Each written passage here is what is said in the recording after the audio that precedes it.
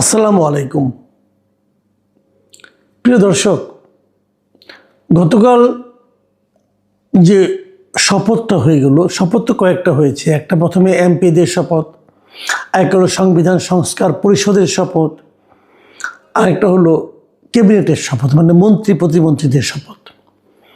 তিনটা শপথই হয়েছে, কিন্তু এর মধ্যে একটা শপথ সংবিধান সংস্কার পরিষদ, সেই পরিষদের সদস্য হিসেবে যে শপথ নেওয়ার কথাটা, সেই শপথটা বিএনপির লোকজন নেয়নি।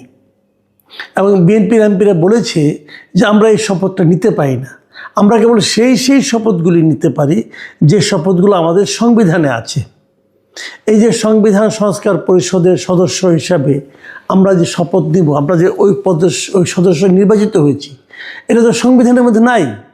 কাজে আগে আমাদের এটা সংবিধানের মধ্যে ঢুকাতে হবে, তারপরে আমরা শপথ নেব।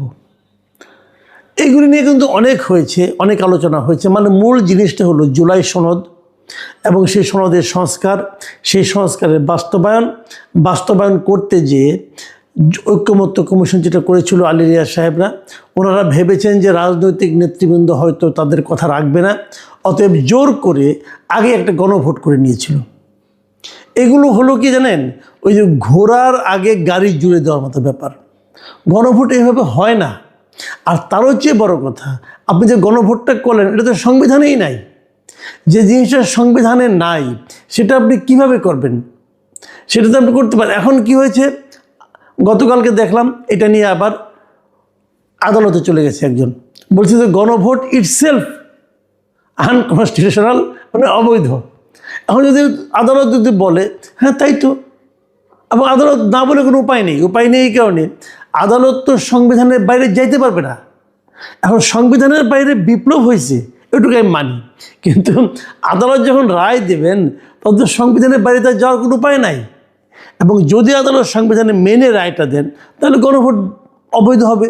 যদি গণভোটটা অবৈধ হয়ে যায়, আমি যতটুকু বুঝছি আর কি, নাও হতে পারে, আমি জানি না কখন কী হয়ে যায়। যদি অবৈধ গণভোটকে বলে দেয় আদালত, তাহলে কি হলো?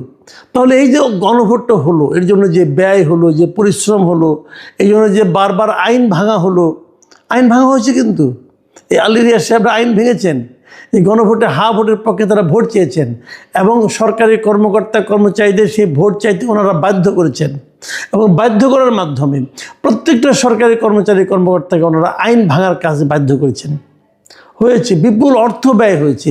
তো এই সবই যদি অবৈধ হয়, তাহলে অবৈধ এই কাজটা যারা উদ্যোগ নিয়ে যারা শুরু করলো, মানে প্রধান উপদেষ্টাতে একটা ভাষণ দিয়ে শুরু করছিল গণভোট হবে, তো তাদের সবাইকে তখন ক্ষতিপূরণ আদায় করা উচিত তাদের সবার কাছ থেকে। ভাই জনগণের টাকা, এটা আপনার বাপের টাকা তো না ভাই, আপনি আমাদের টাকাগুলি দিয়ে অপচয় করলেন কেন? যে কাজটা করবেন সেটাকে জেনে নেন, বুঝে নেন, আইনের পরামর্শ নিয়ে নেন, সুপ্রিম কোর্টের রেফারেন্স নিয়ে করতেন কাজগুলো। আপনারা নিজেরাই সব জানতা। আলী রিয়াজ সাহেব এখানে আসছিল, সব জানতা। তো সব জানতে এখন তো ধরা খাইছে। যে কাজটা নাকি আজকে বিএনপি করেছে, এটা করাতে কি হলো? এটা করাতে যেটা হলো যে জুলাই সনদ বাস্তবায়নের যে কাজটা ছিল সেটা কিন্তু ঝুলে গেল। দেখেন এখন ঘটনাটা কী দাঁড়ালো, কতগুলি জিনিস, এগুলি একদম হিসেব মিলাইতে পারবেন না ভাই। আওলা যখন বাজে না তখন এরকমই বাজে। এখন কি হলো, মানে 212 জন লোক তারা সংবিধান সংস্কার পরিষদের সদস্য হিসাবে শপথ নিল না। বুঝছেন, 212 জন, আরও বেশি। আমাদের রুমিন ফারহানা তো একজন মেম্বার আছে, উনিও তো নেন নাই, উনি তো স্বতন্ত্র, উনিও শপথ নেন নাই। তাহলে এখন শপথ নিল কারা? শপথ দিল 100-রও কম লোক, ধরেন আপনার 88 জন লোক অথবা 80 জন লোক, এরা নিল শপথ। তাও সবাই নেয় নাই, স্বতন্ত্ররা সম্ভবত নেয় নাই। তাহলে এই যে যারা নিল, এখন এরা নিয়ে কি করবে? এরা কিন্তু এখন তাহলে সংবিধান সংস্কার পরিষদের সদস্য হইল, তারা কি সংবিধান সংস্কার নিজেরাই করতে বসে যাবে এই কয়জন মিলে? এটা হবে? তাহলে সংবিধান সংস্কার পরিষদের মেম্বার কয়জন হবে? কেউ তো বলে দেয় না কয়জন হবে। এটা হলো একটা দিক। দ্বিতীয় দিকটা হলো, যে জিনিসটাকে বেআইনি বলে, অসাংবিধানিক বলে বিএনপির এমপিরা বয়কট করলো, মানে করলো না, যে এটা আমি করবো না, এটা করার কোনো উপায়ই নাই। তো সেই শপথ আবার অন্যদেরকে সিইসি পরিচালনা করলো এমপিরা। যে শপথটা অনৈতিক এবং অথবা অসাংবিধানিক বলে একটা মানে আপনার এমপিদের একটা বড় অংশ মানে 2/3 বেশি অংশ করলো না, বলে এটা করা যাবে না, এটা বেআইনি হবে, এটা অসাংবিধানিক হবে। তো সেই অসাংবিধানিক কাজের শপথটা সিইসি কীভাবে পড়ালেন? এই সমস্যাটার সমাধান কি কেউ করেছেন? কেউ ভেবেছেন এভাবে? কেউ ভাবেননি, অথবা ভাবলেও বলেননি। তার মানে কি, আইন প্রণয়ন, সংস্কার করা না করা, শপথ নেওয়া না এই সবগুলিকে না একটা ছেলে খেলা বানিয়ে দেওয়া হয়েছে। এগুলি ভাই ছেলে খেলা না। একটা দেশ কীভাবে চলবে, জাতির ভবিষ্যৎ কী হবে, এগুলো যেখানে বসে হয় সেখানে ছেলে খেলা চলে না। কেন করতে যান আপনারা এগুলো? এখন কি হবে? এখন যেটা হবে যে আমি ভেবেছিলাম যে আগামী সংসদটা হবে খুবই ভাইব্রেন্ট। আমি কিন্তু বলেছিলাম জামাত এ ধরনের বিরোধী দল হবে, বিএনপি এরকম একটা যুক্তিগ্রাহ্য একটা রাজনৈতিক দল হবে, এখানে গায়ের জোর চলবে না, সবাই মিলেমিশে একটা সংসদ হবে, মানুষ বুঝতে পারবে দেশের কি হচ্ছে না হচ্ছে, এটসেট্রা এটসেট্রা। কিন্তু তা কি হতে যাচ্ছে? এখন তো আমি আতঙ্কে আছি, আমি আশঙ্কা করছি এটা হবে না। কারণ দেখেন কেন হবে না, শুরু থেকেই বিরোধ চলা আরম্ভ হয়ে গেছে। প্রথমত এই জুলাই সংস্কার নিয়ে, এই শপথ পড়ানো নিয়ে, এটা হলো একটা। বিকেলবেলা মন্ত্রীদের শপথ হলো, সেই অনুষ্ঠানে জামাতের লোকজন গেলেন না, এনসিপি লোকজন গেলেন না। মানে কি বয়কট?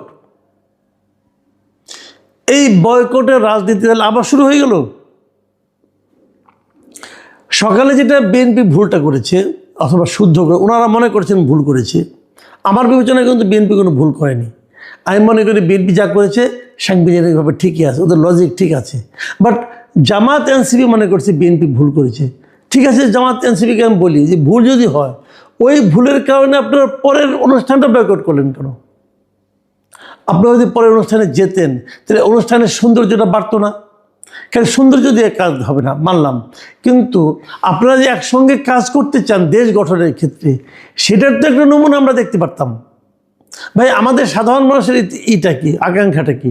আমরা তো ওই অনুষ্ঠানে যাব না, আমাদের দেওয়া তো হবে না, কেউ করবে না, সেটা ব্যাপার না। কিন্তু আমরা তো চাই যে যাদেরকে আমরা ভোট দিয়ে পাঠাইলাম তারা তাদের মধ্যে যে কোনো একটা ইস্যু নিয়ে মুখ দেখা দেখি বন্ধ করে দিবে, তার বাসায় যাবে না, ওই দাওয়াতে থাকবে না, এটা কেন? এটা তো আমরা চাইনি। এবং এরপর কি হবে আপনারা আগামীতে নিশ্চিন্ত থাকেন।